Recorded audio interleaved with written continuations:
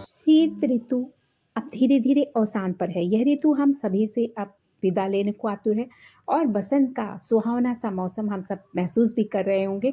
करीब आ गया है, मात्र 2-3 दिन बचे हैं कि जब बसंत पंचमी है।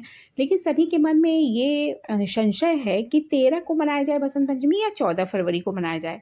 तो चलिए मैं आपको इस वीडियो में यही जानकारी देती हूँ कि बसंत पंचमी का त्योहार कब मनाते हैं, उदया तिथि के हिसाब से बसंत पंचमी किस दिन होगा, पूजा और मांगलिक कार्य के लिए क्या शुभ मुहूर्त होंगे, इसका महत्व क्या है बसंत पंचमी का, और इस दिन पीले वस्त्र या पीली चीज़ें क्यों बहुत ज़्यादा यूज़ करते हैं, क्यों माँ सरस्वती को पीली चीज़ें पसंद हैं। ये सारी जानकारी मैं आपको इस वीडियो में विस्तार से। लेकिन इससे पहले मैं आपसे एक बात कहना चाहती हूँ कि अगर आपको मेरे वीडियो में कुछ भी अच्छा लगे तो इसे लाइक कर दीजिएगा, और अगर इस चैनल पे आप नए हैं तो इसे सब्सक्राइब करना ना भूलिएगा। तो चलिए हम शुरू करते हैं बसंत पंचमी के बारे में विस्तार से हम लोग जानते हैं। मिस्टीरियस हैंड्स में आप सभी का स्वागत है दोस्तों।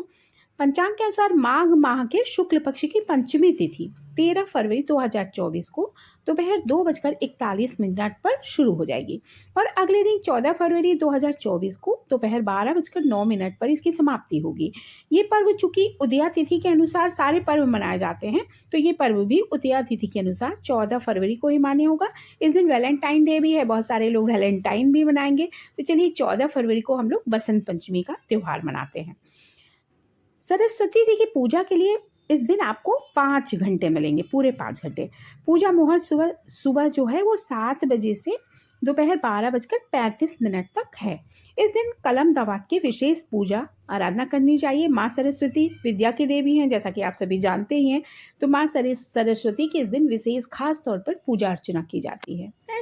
बसंत पंचमी को अबूझ मुहूर्त भी माना जाता है। इस दिन विवाह, गृह प्रवेश, समस्त 16 संस्कार, खास तौर पर विद्यारंभ जो संस्कार होता है उसे भी करते हैं लोग, क्योंकि यह संस्कार इस दिन करने से करियर, धन, वैवाहिक जीवन में सफलता मिलती है। अगर आपको कोई खास काम करना हो, कोई शुभ कार्य की शुरुआत करनी हो और आपको कोई मुहूर्त ना मिला हो, तो आप बसंत पंचमी का दिन इसके लिए चुन सकते हैं। ये बहुत अच्छा दिन होता है। इस दिन कोई भी कार्य आप शुरू कर सकते हैं, कोई भी पूजा आप कर सकते हैं, कोई दिक्कत नहीं है। माँ सरस्वती की पूजा करने से बुद्ध गुरु की शुभता भी प्राप्त होती है। इन दोनों ग्रहों का बुद्धि विद्या से खास नाता होता है। साथ ही देवी सरस्वती का पूजन मन को एकाग्र रखने में भी मदद करता है। लक्ष्य प्राप्ति की राह आसान हो जाती है। इसलिए देवी सरस्वती का पूजन विद्यार्थियों को तो खास तौर पर इस दिन जरूर पूजा पाठ करना चाहिए। माँ सरस्वती की पूजा करनी चाहिए एकाग्रता के लिए और विद्या की अच्छी प्राप्ति के लिए। और माँ सरस्वती को प्रसन्न करने के लिए पीले सफ़ेद रंग के फूल पूजा में प्रयोग करने चाहिए। भोग में मालपुआ, पीले भात, केला इत्यादि माँ सरस्वती देवी को अर्पित करें। इस दिन घर में मोर पंखी का पौधा लगाने से बच्चों में पढ़ाई की ओर रुचि बढ़ती है। फ्रेंड्स, ज्योतिष शास्त्र में पीले रंग को सुख, शांति और समृद्धि का प्रतीक माना जाता है। बसंत पंचमी के दिन सूर्य के उत्तरायण में रहने से सूर्य की किरणों से पृथ्वी पीली हो जाती है। तो मान्यता है कि पीला रंग आत्मविश्वास भी बढ़ाता है। पीला रंग तनाव कम करने में भी मदद करता है। यह भी कहा जाता है कि पीले रंग का वस्त्र पहनकर माता सरस्वती की पूजा करने से शुभ फलों की प्राप्ति होती है। इसलिए लोग बसंत पंचमी के दिन पीले वस्त्र पहनते हैं। पूजा में जो है वो पीले फूलों का इस्तेमाल करते हैं। आप जानते हैं कि गेंदे के फूल जो होते हैं वो इस शीत ऋतु में ही ज़्यादा अच्छे से खिलते हैं। तो इसलिए माँ सरस्वती की पूजा में गेंदे के फूलों का खास तौर पर उपयोग किया जाता है।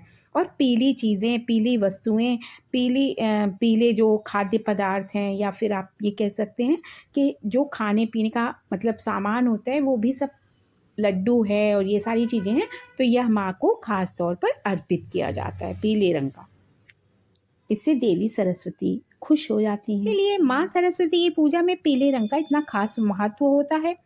माँ सरस्वती से बुद्धि, विवेक और ज्ञान का आशीर्वाद प्राप्त करने के लिए पीले रंगों का इस्तेमाल ज़्यादा किया जाता है। पीले रंग की वस्तुओं का इस्तेमाल किया जाता है, फूलों का इस्तेमाल किया जाता है, वस्त्रों का इस्तेमाल किया जाता है। तो और विद्यार्थियों को तो इस दिन खास तौर पर पीले वस्त्र पहनकर पीले फूलों से, पीली मिठाई से माता को भोग लगाना चाहिए। उनका विधिवत आशीर्वाद प्राप्त करना चाहिए विद्या, बुद्धि और विवेक के लिए। प्रिय दर्शकों, यदि आपको मेरा वीडियो पसंद आया हो तो इसे लाइक कीजिएगा और शेयर कीजिएगा तथा मेरे चैनल को सब्सक्राइब भी कीजिएगा। अगले वीडियो में आपसे फिर मुलाकात होगी। तब तक के लिए नमस्कार।